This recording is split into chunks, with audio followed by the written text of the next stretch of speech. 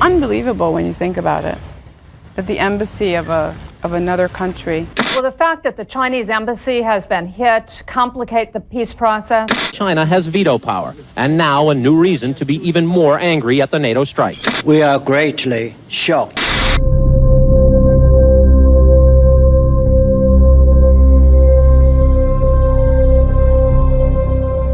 Essentially, as much as people say Russia and China tried to stay out of this as much as possible.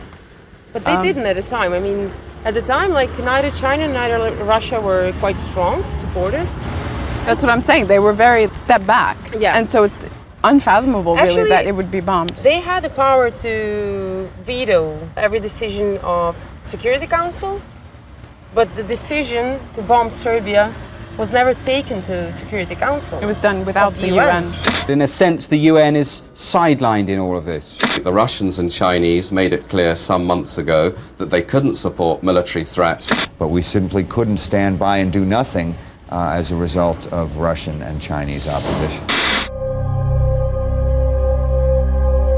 It says to our colleagues from China that died from NATO bombs.